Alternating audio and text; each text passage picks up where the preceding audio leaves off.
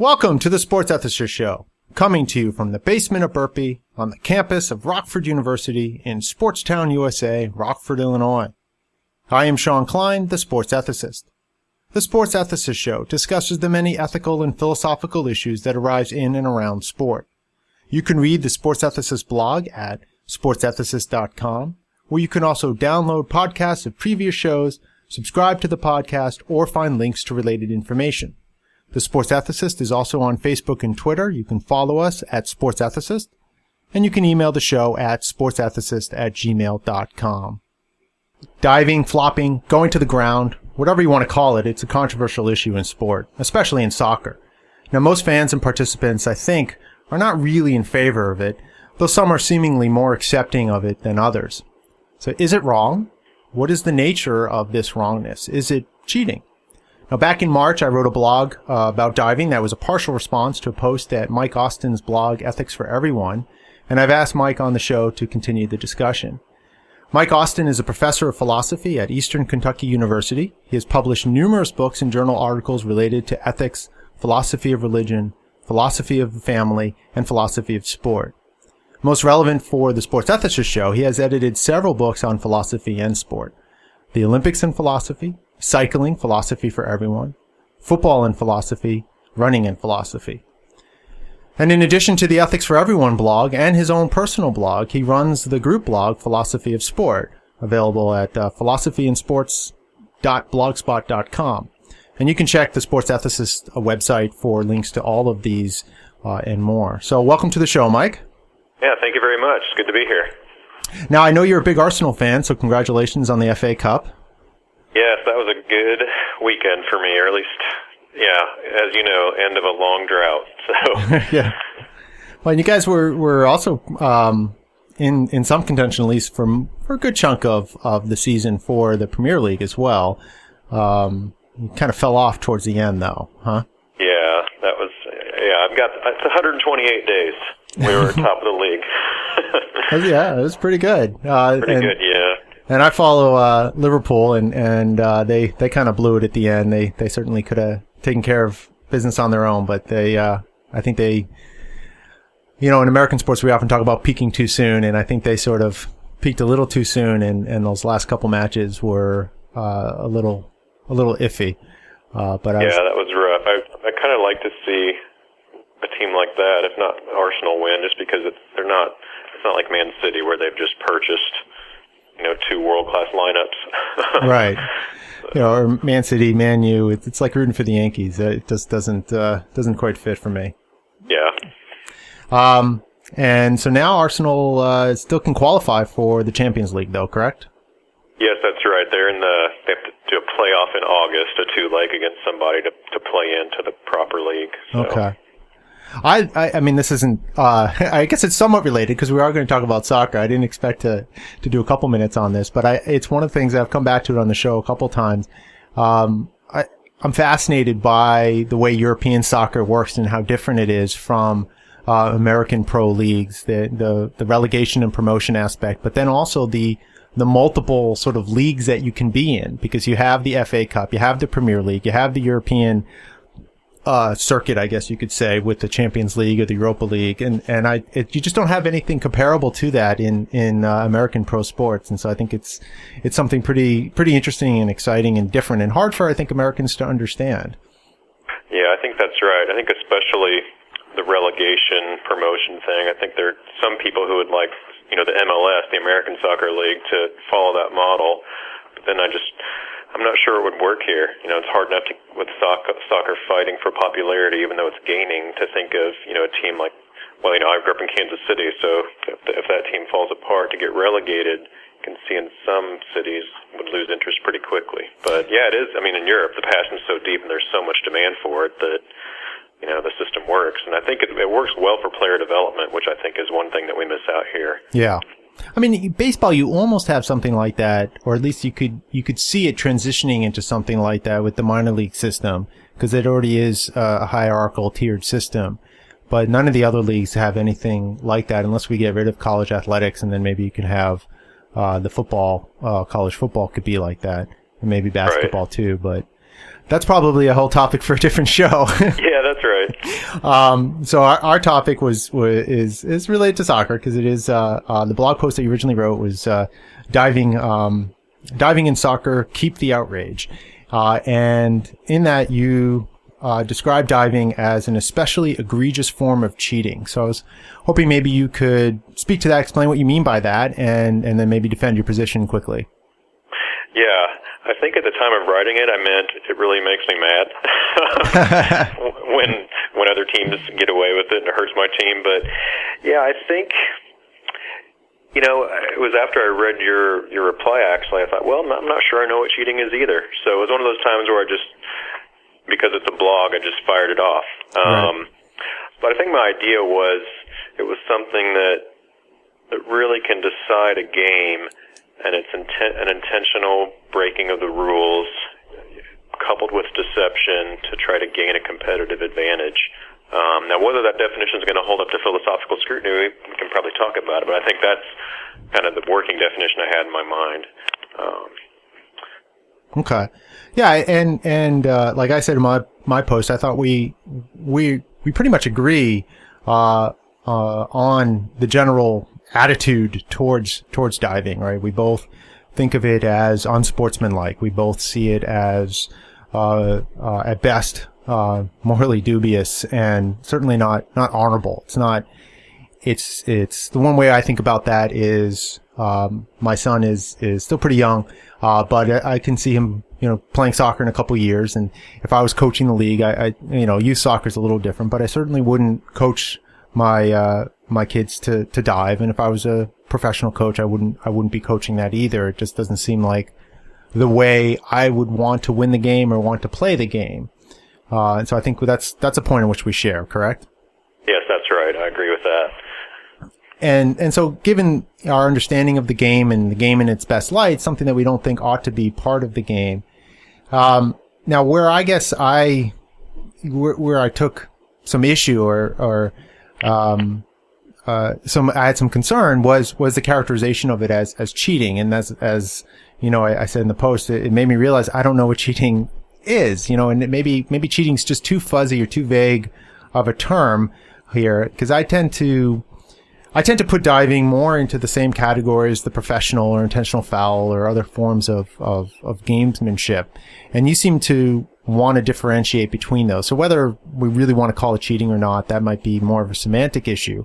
But you did seem in your post to want to differentiate it from the professional foul. So maybe that would be a point in which we could start the discussion on. Because I see it more in the same line or in the same category as that, but you seem to think it was something that was a little bit different.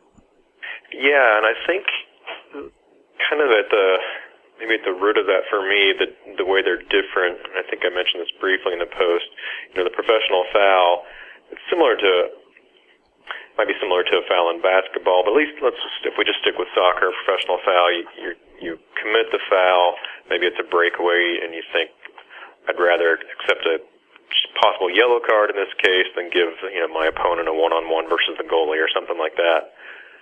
But it seems to me then there's a willingness.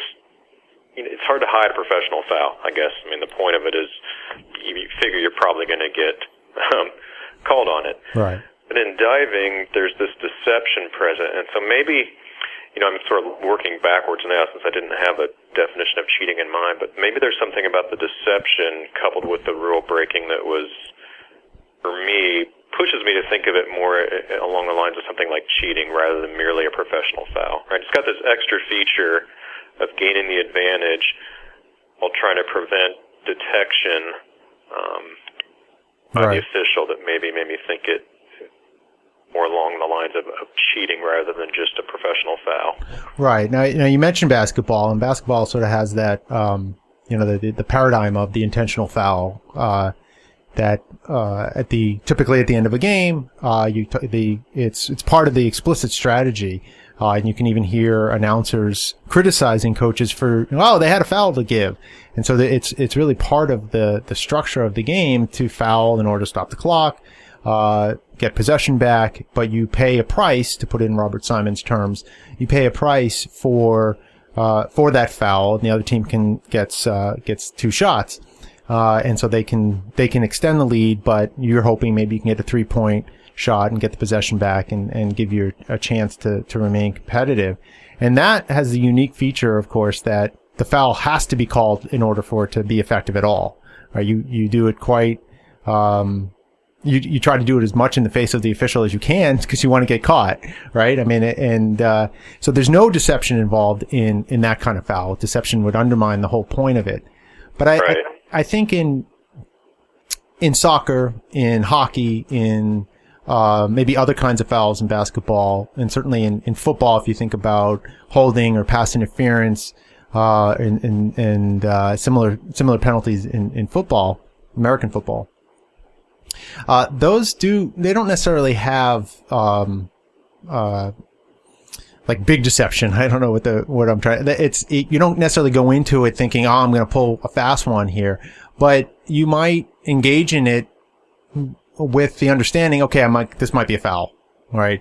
Maybe I'll get away with it. Maybe the official won't see it, and I can get away with it. But it's worth taking the risk rather to prevent some sort of breakaway in soccer or hockey, or a touchdown in football or something like that, or a clear shot to the quarterback if you're an offensive lineman. And so you're willing to take the risk. You hope you don't get caught, and you might do it in a way that maybe makes it less likely that the official sees it. And so would you differentiate those kinds of fouls from the case of the basketball foul as professional foul, and see those as somewhat less, let me say, somewhat more morally dubious than the basketball foul? I think so. I think, maybe for those same reasons. I was looking at your post earlier today, or your reply, and I don't know if you remember the case you gave there, similar to these, about a neutral zone infraction. Right. Right, and I almost think I might want to call that a case of cheating. So if we take the pass interference example, the one you just mentioned, if somebody's intentionally committing pass interference, a defensive back's doing that, but he's really good at hiding it, and he's intentional about it to gain that unilateral advantage, as you talk about in your blog post.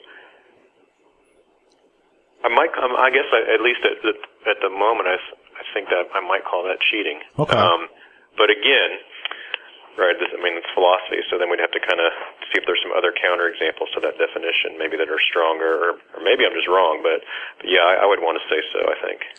Yeah. So part of the properties that would be in play here would be, one, that there is some intentional violation of the rules. That would be one. Now that's not going to be sufficient. Right. But and then added to that, deception, which on its own wouldn't be sufficient either, because there's plenty of deception in sport that's perfectly acceptable when you hide your offense or your defense. You try to you do a feint, you make it look like you're going left, but you're really going right. So there's all kinds of acceptable deception. That's just part of the strategy of the game, and no one has a real issue with that. At least as far as I know. But those two things combine, when you have the intentional rule violation and the deception, that makes it, certainly does strike me as morally, troublesome, problematic.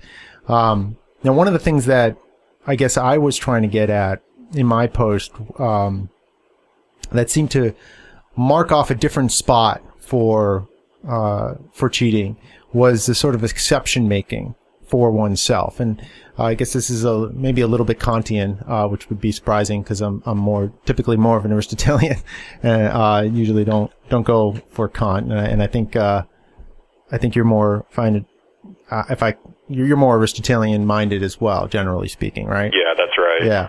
But so there's a little bit from Kant, but the idea that in some way the problem comes from this exception making, that you're trying to not only get away with something, not only you're a little bit deceptive and there's a rule violation, but that in some ways you want and expect the rules to be applied strictly for everybody else, but not for you. So there's this sort of lack of universalism to the rules. Whereas I think in some of those other professional fouls, some of them might run more towards a morally questionable area. But they seem on one side of a divide because the person who might be engaged in pass interference or neutral zone infractions or tripping in hockey or something like that, they might recognize that they hope they get away with it, but they're not necessarily expecting it, and they're not necessarily trying to abrogate the rules in some ways for themselves. They recognize that there are these rules, they probably violate it, but the risk reward element there is in the favor of pushing the boundaries, so to speak. Whereas cheating strikes me as something where you're crossing over a line into where the rules don't apply to you, but they apply to everybody else. So you're not just like a spoil sport where you're just getting rid of the rules altogether, but the deception seems to be that you don't want the rules to apply to yourself, or to your side, but to apply to everybody else. Does that make any sense? And two, what do you think about that? Yeah, it makes sense to me. And I'm just trying to think, if you apply that kind of reasoning to these cases, what would, how they would come out. It does seem like, at least in the diving case, that's what's going on, because,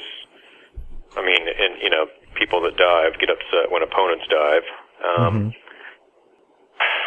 Whereas, in a professional foul case, you just sort of accept, kind of take the punishment, as you said, for the risk-reward difference.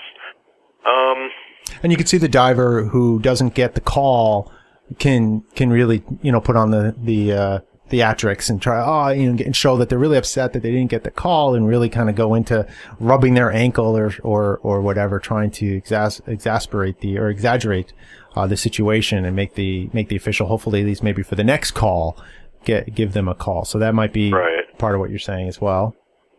Sorry, I interrupted you. No, that's fine. No, that's right. I think that's true too. That's part of it. And it's, in any case, you see that in other cases where players are trying to get a foul called against their opponent, right? They're rolling around on the ground, clutching something like they've just been clattered, where replay shows nothing, or at least a little tap. Right. But yeah, there is something about the exception there, because at least it seems to me it's worth pursuing. And this is not an area of the philosophy of sport and sports ethics literature that I've looked into, like definitions of cheating.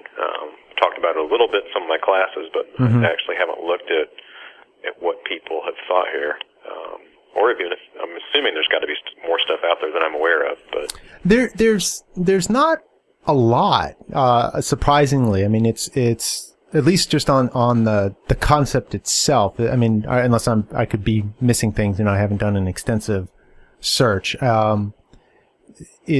There's certainly on a lot of stuff on sportsmanship and on specific kinds of cases, and then differentiating cheating from other kinds of intentional rule violations and gamesmanship. And so there's work in there, but there isn't necessarily straightforward conceptual analysis of the concept cheating itself. And maybe that's because, like I said in the beginning, that maybe it's just too broad or too vague or too ordinary language, or too much of an ordinary word to try to turn into a term of art or a technical term, to try to find a very clear and concise definition that's going to apply to all those cases.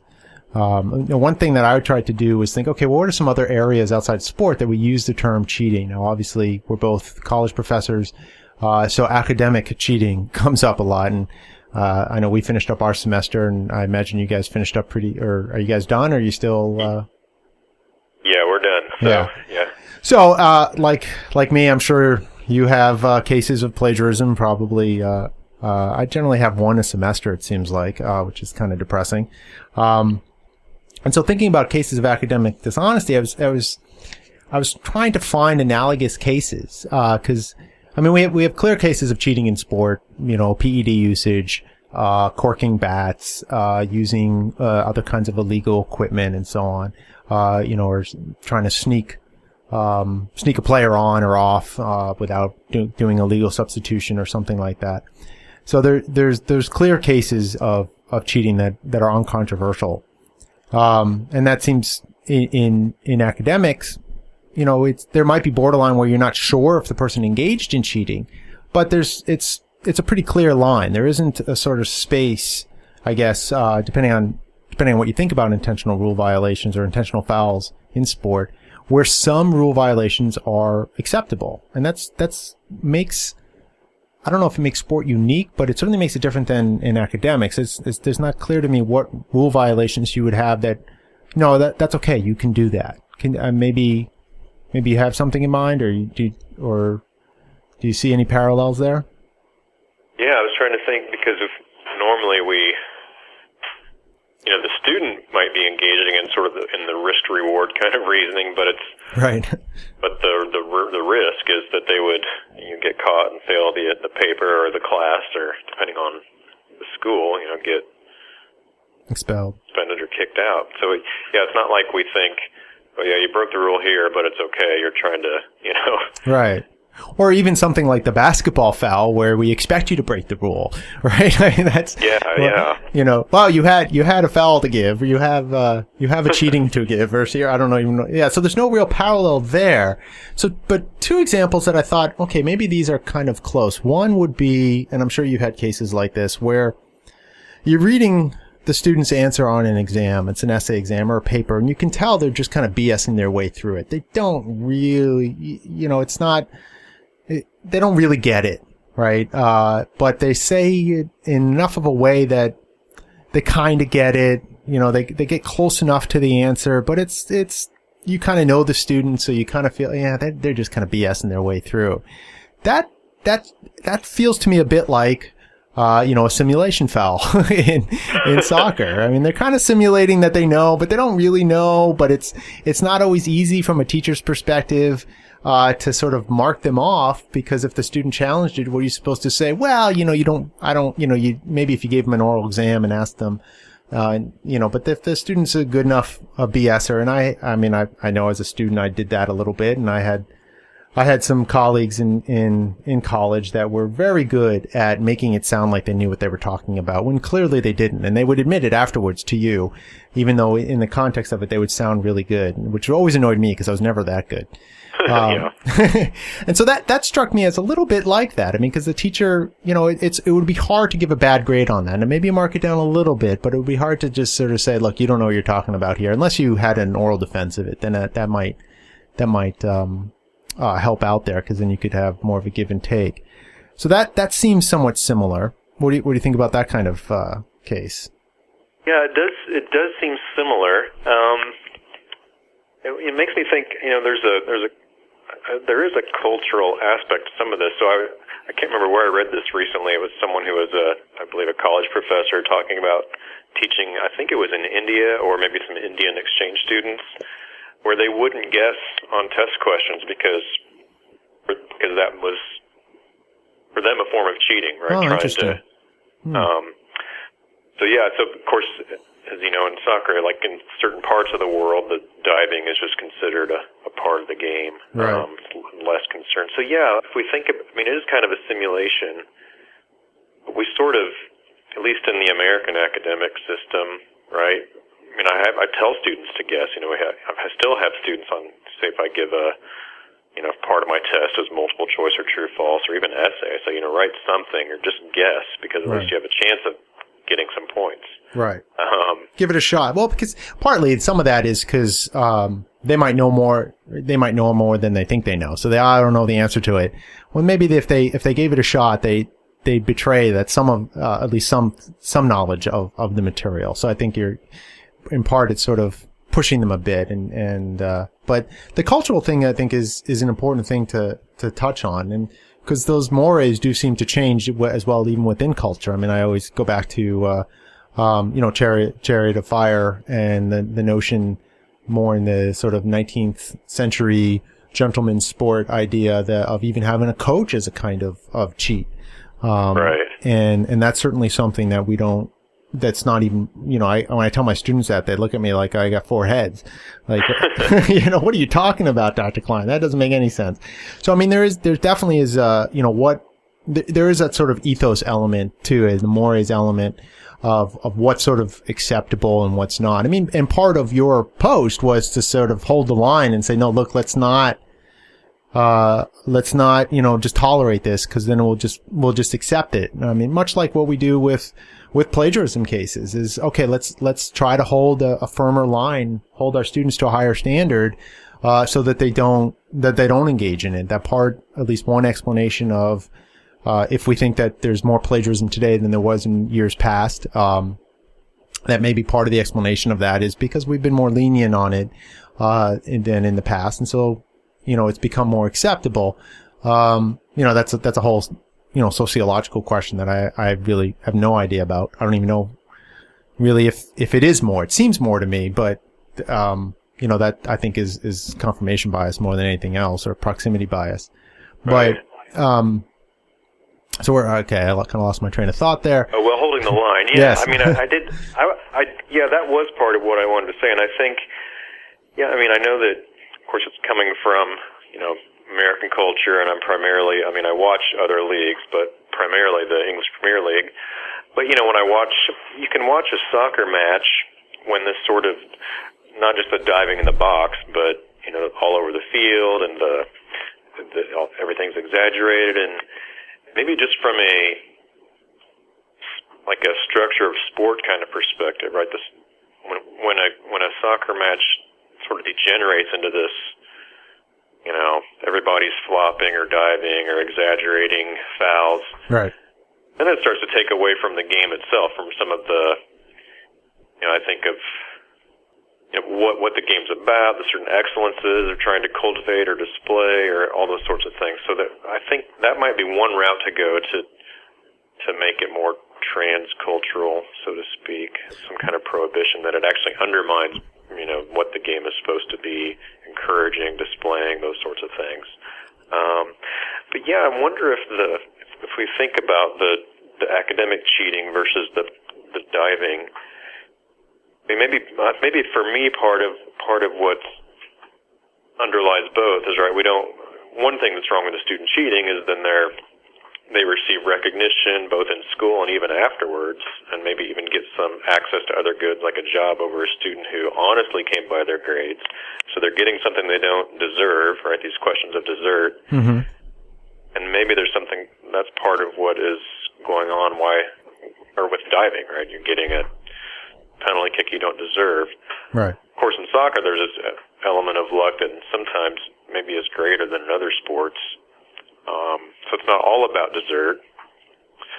I'm just sort of rambling, but as I think through this out loud, I think that's one feature too, right? There's an issue of desert that is present. And I think you're right, and that's certainly an important aspect of it. Getting an undeserved win, an undeserved point, an undeserved goal, whatever, are important. Of course, that presupposes that there's a wrongness in the first place, right? That it's undeserved, and and so that doesn't really answer the question about that. And in part, that's not really the question that we're really looking at, because we agree, and I think most people who watch the sport, at least that I've talked to, and that I've read about, no one, I don't want to say no one, because certainly some would. But it does seem like it's an unpopular thing from a fan's perspective, from a philosopher of sport perspective. I don't think there's anybody in philosophy of sport that I've come across that, defends something like diving or flopping, at least directly. And so the question is, and I think we share the idea that it's dishonorable. There's something unsportsman, about it. But that, I guess, partly is one, those categories seem to overlap, but not necessarily to be identical. That something can be unsportsmanlike and not be a case of cheating. I'm not sure if all cheating would be unsportsmanlike. I imagine it would be. So it does seem like those would be wider categories, that there's dishonorable ways to play the game, which aren't necessarily cheating. So, trying to think off the top of my head. I mean, you could play, a sport and be someone who's known as kind of a cheap player, right? You take a couple cheap shots, you play a little bit past the whistle, you you're maybe a little bit more aggressive or violent than you might need to be. Maybe you hit a little bit below the belt. That doesn't strike me as cheating, but dishonorable, unsportsmanlike. Not the way I'd like you to play the game, and like those other features in terms of what the skills, what the excellences are that are in question and in contest in a sport, and on display in sport. Those seem to undermine it. So I think we have good reasons to reject those behaviors. I guess partly then it's what are they cheating, and why does it matter? Why does it matter to call them cheating? Now, some of that's cultural probably, because when you call something cheating, that's, those are fighting words, right? Right. If you're calling someone a cheat. So, I guess one question I might have is, am I right in thinking that these aren't necessarily identical categories? That's not that you can have dishonorable, unsportsmanlike kinds of actions or behaviors in sport that aren't cheating. So that would be the first thing, because if they're identical, then that's a separate issue. Yeah, I think I agree with you. They're not identical, right? So I mean, think about something that's really dishonorable but isn't cheating, right? Some of the cases of racist speech from one athlete to another on the field, or just really racist trash talk, those sorts of things, right? Those aren't cases necessarily of cheating, but we'd say, but they are dishonorable and we'd say even immoral as well, right?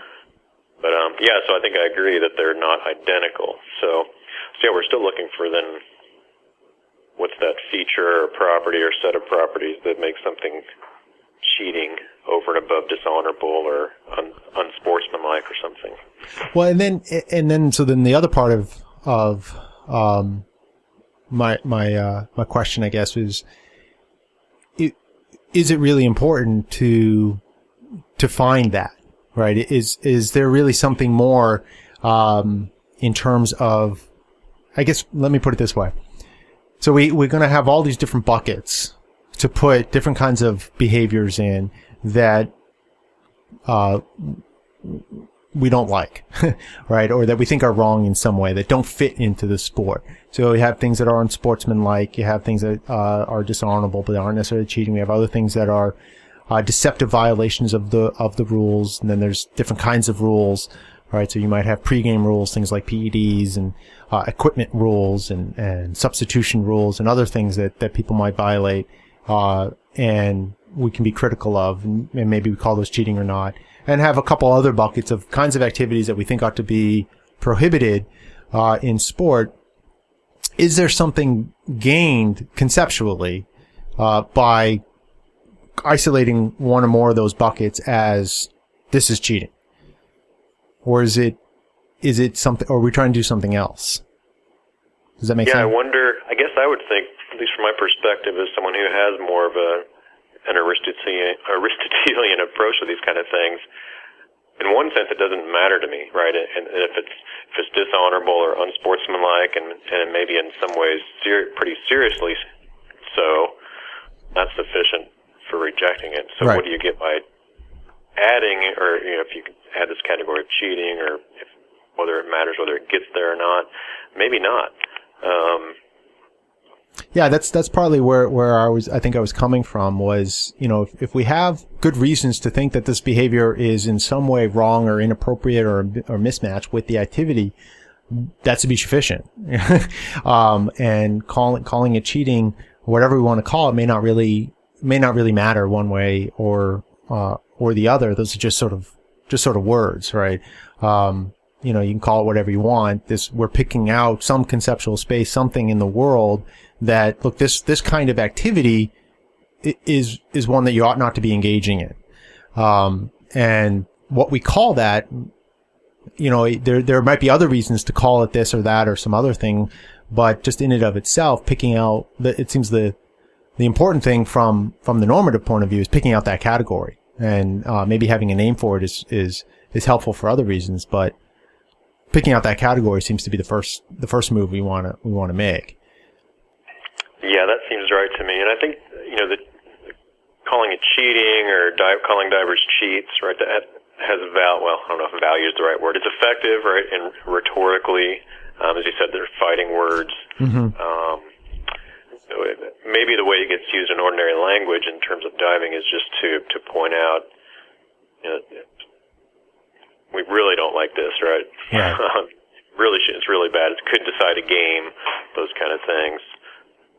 So it has some kind of rhetorical value. Yeah. Yeah, and but that's, at the end of the day, it might not. I mean, like you said, normatively speaking or morally, it might not matter as much if we can come up with reasons, for condemning it morally, and why an athlete shouldn't do it. That should be sufficient, right, for someone who cares about virtue and sort of not just moral excellence, but athletic excellence as well. Yeah. Yeah, because it does seem like I'm trying to think of the right metaphor, not mixing the metaphors, but it's kind of splitting hairs, I guess, to try to say, okay, well, this bucket is cheating, this one's not. And it's, it seems kind of like a little bit logic chopping, just trying to figure out, in a way, because cheating's not a natural kind. That might be another way to think about it. And so there aren't going to be natural breaks in reality depending on what your metaphysical and epistemological commitments are between these concepts, or between the words that we use that represent the concepts that are picking out these kinds of activities. So, calling it cheating might, as you said, have important rhetorical usages to try to discourage the behavior, right? Talking about honor, well, that's dishonorable. That might go over, a 15-year-old's head, right? Or they might not quite know what you're getting at. Whereas cheating, they know, okay, I shouldn't cheat, and they know that, right? And if they're one who's, instilled with some sense of wanting to be a good player, not be a cheat, not be a bad sport, those are the terms that they might relate to better, and so it may make sense to use it in that way. Now, I did ask a bunch of people, do you think this is cheating? And for the most part, people seem to think it seemed to fit their sort of ordinary sense. So that little bit of unscientific experimental philosophy seemed to bear out, at least to some degree, that this was kind of cheating, or a kind of cheat. Now, there are parallels in other sports, right? I mean, there's a close parallels like flopping, that occurs in basketball, or it seems less nowadays, but they kind of spiked a couple of years ago. And in hockey too, we talk about that. I don't know how much of a hockey fan you are or not. And in hockey, you see that too. Guys will kind of go down, try to draw a penalty. You don't see it you don't see the direct analogs in baseball or football, although I think you do see something in baseball that's close, which is when a player might fake it in a way that they got hit by a pitch at the plate. I know Derek Jeter did that a couple years ago. I don't know if you remember that, or 2 years ago. Do you remember that incident? Yeah, vaguely. Yeah, so that would be the closest analogy I can think of.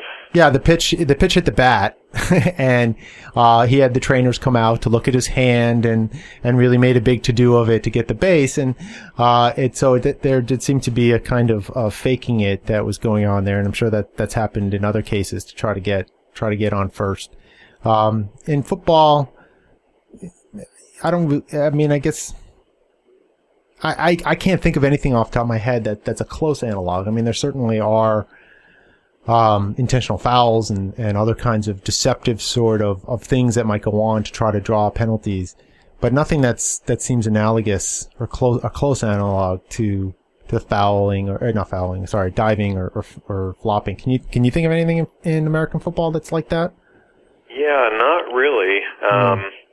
They always talk about when there's a fumble, some pretty bad things go on at the bottom of a pile. Yeah. But that's the closest I can think of, right? You didn't really recover it, but before they're able to take a few thousand pounds of linemen off of you, right, you're somehow able to gain possession. Yeah. So, so there's things where you might know that you stepped out of bounds, but you pretend like you didn't, and you just keep going. Or you might know that the ball touched the ground before you caught it. And so it's not really a touchdown. It's really an incomplete pass, but it gets called a touchdown. And so you just, keep going with it, right?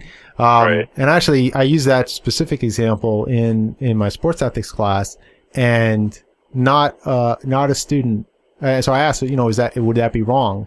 And I give them a couple ways to respond to it. One would be, do you celebrate the touchdown, in a really vocal way? Do you just take the ball, hand it back to the ref, and get set up for the extra point? Do you tell the ref that you didn't actually catch the ball? Most pick B, right, there. Almost no one did A, celebrate it. But no one took the last option that they would go to the ref, and say anything.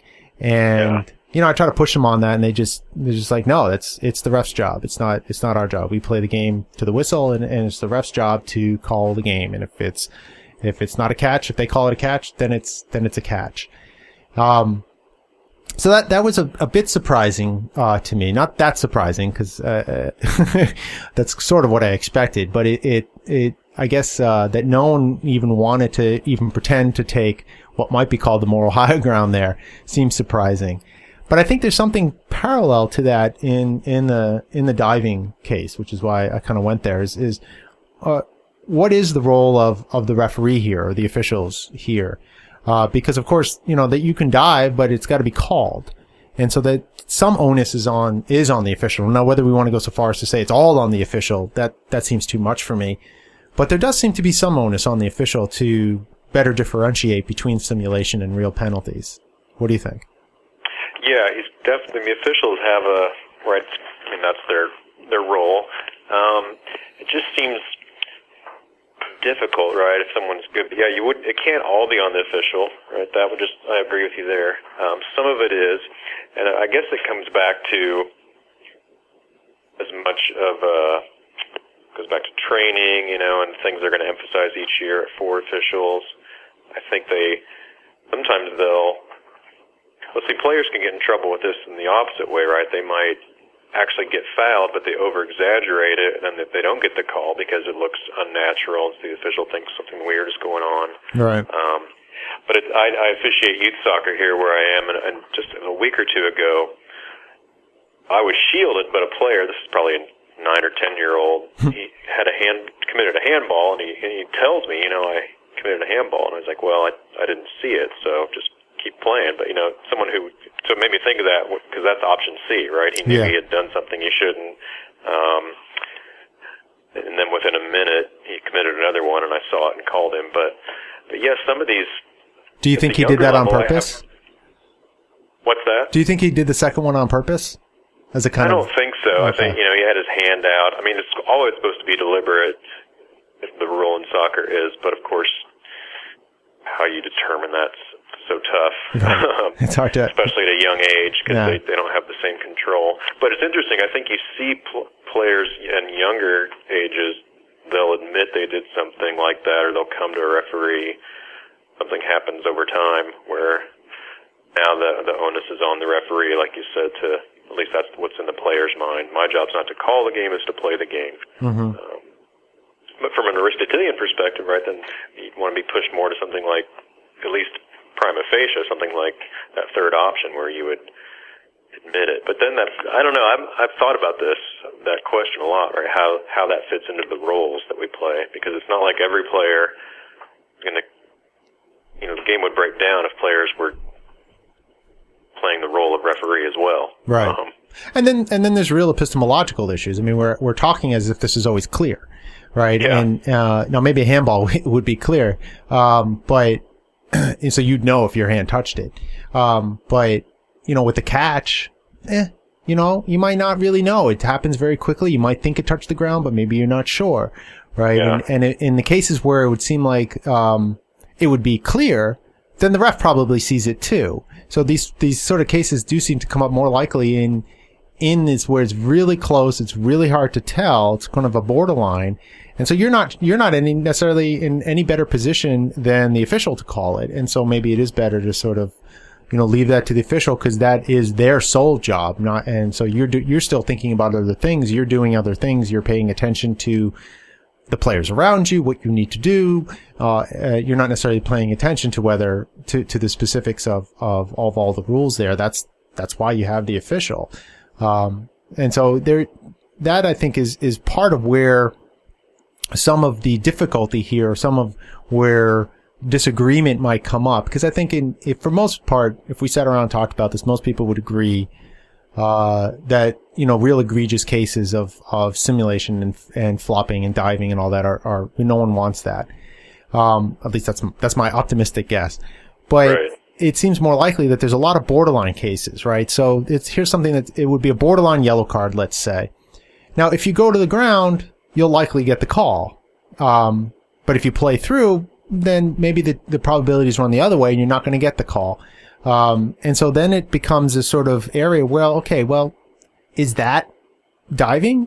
Right? Where, there is contact, and maybe there's enough contact that it would be, that if called, people would say, oh, well, maybe you didn't really need to call that, or maybe that's a ticky-tack or something like that. So maybe it's not just an obvious yellow card or obvious foul, but one that's close enough that if called, no one's going to really squawk about it. But it's sort of, that sort of concept that sometimes you hear that they'll talk about selling it, right? So you need to sell it. So it's not that you're, I guess it looks to me in a way that it's not so much that you're diving or simulating, you're just sort of maybe exaggerating it a little bit just to make sure that the official sees that there was a foul there, to draw the penalty, to draw the foul. So, rather than just play through where there is no call, or less likely. So I guess there's maybe let me put it this way, is there a difference between maybe exaggerating or selling it versus, real, just straightforward simulation? And is there a moral difference as well? Yeah, it does. I mean, I agree. It's a borderline case because you see players that'll play through it sometimes they won't. I mean, strictly speaking, you've still been kicked, right?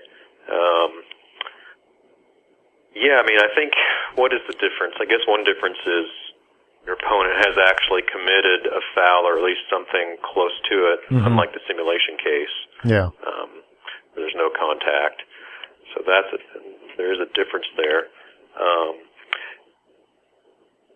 That's a hard question. I mean, I've known a referee that would tell that someone got kicked but stayed up and said, if you go down, I can call it. Yeah. Of course, soccer's difficult too because, the officiating there's a lot more interpretation that goes on. Because it's not just merely contact, right? What's that? It's not just merely contact. I mean, it's got to be contact that's not meant for the ball, right? So, that's right. So you got to make a lot of judgment calls. A lot of them, and so one official might have a higher threshold for just contact in general. Another one might not. Of course, handballs always have to be deliberate officially, but how you judge that, of course, that's pretty difficult. So there's all sorts of just interpretation of a natural position of the hand and things like that. But soccer's a contact sport, but certain kinds of contact aren't allowed.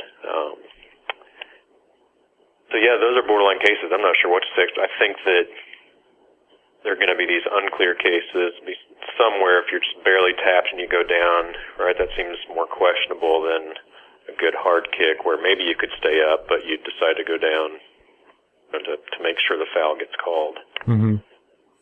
Now, in one way, because I present these kinds of cases to my students to see what their intuitive responses are, and then you try to change them on them to try to push them in one way or another, or to see what will push them. And so, in some cases, you can get students to say, I tell the ref if I had a handball or something like that. And then you push it. Okay, well, what if this was a championship game? What if this was, not just a game at any other Division III game, but this was for the championship, or this is professional. And you try to see if these things push on them, right? Do you think that those kind of contacts can change how we might view a diving type foul? That in a game where there's a lot more on the line, that might change some of the weights that we use here? Yeah, I think it would, and often does from a player's perspective. I think it was Peter Crouch. I read an interview from him where he wouldn't dive, but he would see, opponents dive and get the penalty kick and get a goal, and it's like, well, I'm giving up this competitive advantage. But I think from the sports ethics point of view, in some ways, when when it's a championship match or game, even more problematic in that you're trying to determine, the best in the world, the World Cup or, Champions League in Europe or something like that. But then, it seems like we want the best athletes, the best team, all else being equal to win, right? Whoever performs better that day, at least. Right. It seems like it's almost more important. I guess that's what my sort of initial response is, because you want those sport-specific skills to be what, goes a long way in determining who wins. And if diving is against the rules, which of course, which it is, and if that was the difference maker, then it might be even more. It might bother you a little more. At least it would me. It bothered me a little more if it, something that large hinged on something like that. Yeah. No, and that definitely strikes me as correct. Though I think, maybe from a more conventional sense, people tend to go the other way. They tend to think, well, if it's youth sports or high school sports, and yeah, they should play that way. But then when you get to the pros, the gamemanship is more acceptable. When in some ways it seems like it should be the opposite. Not necessarily the opposite, right? Because we don't necessarily want our kids playing the game in dishonorable ways or gamemanship type ways either. But yeah, when there's more on the line, it seems like that's when those sorts of principles ought to even have a stronger role to play. I don't know if you're a sci-fi fan at all, if you've ever seen the show Firefly. A student of mine told me about it. I've never seen it, but I read a paper about it last semester. Oh, okay, good. Yeah, it's one of my favorite shows. I often find a way to work it in. But there's this conversation right here just reminded me of a scene, because they're often in deep space, basically the wild west of the space, and one of the characters, is very, very kind of stands on formality. And another character asks, here we are out in the middle of nowhere, far away from civilization, why are you still standing on these things? And he says that I have to stand on even more out here. So that kind of struck me as a parallel thing. That those kinds of principles, when things are even at a higher stake or that they're even more important to consider, at that point. So, I mean, some of that is going to be, trying to affect that is a big cultural change, in the way we think about, sport and the winning, I think the sort of conventional thinking as well, that it's all just about winning and losing and money and fame at that point, so you do whatever it takes to win. Yeah. But right, I think, we still, and I'm sure I saw today or yesterday, they were talking about Maradona's, the quote, hand of God goal back from the World Cup, several World Cups ago. And if that was just some international friendly or, some league game, we wouldn't be talking about it still today. Right. So it bothers people more because of it. So much was at stake, and they were given a goal that they didn't, deserve at least. So. Right. Yeah. Yeah. So it raises the importance of the issue. I think even more. Let's see. I'm looking over my notes. I think we've touched on most of the things that I wanted to touch on with this. Did you have other bits to add there? I don't think so, except for now I'm kind of interested in thinking about, what if it is possible to come up with some sort of necessary and sufficient conditions type of definition for cheating. And maybe it might. I think you're probably right. It doesn't matter, or we're probably right. It doesn't matter, maybe practically speaking. But if we could come up with one, I guess that would have practical import. But yeah. It's an interesting sort of philosophical question in general, but applied to sport as well. So yeah, and I mean, I do think we can come up with a definition, with enough hard work. Yeah. I mean, my way of thinking is if we can't come up with a definition, then the word doesn't really mean anything. So there's got to be some way to pick out what is the meaning of the word, and or at least direct us to what the essence is of the word, or at least what the concept is of that the word stands for or refers to. And so I think there is some way to do it. Whether it's going to ultimately be that useful for differentiating between these kinds of cases, that's where I might be a little bit more skeptical than some others, because I'm not really sure. I mean, basically, I'm no less sure now. I mean, I know that I don't like cheating. Obviously I don't like cheating, but I diving isn't something that I think is appropriate. I think there are definitely going to be hard cases, borderline cases where it's not clear where it's a dive or simulation.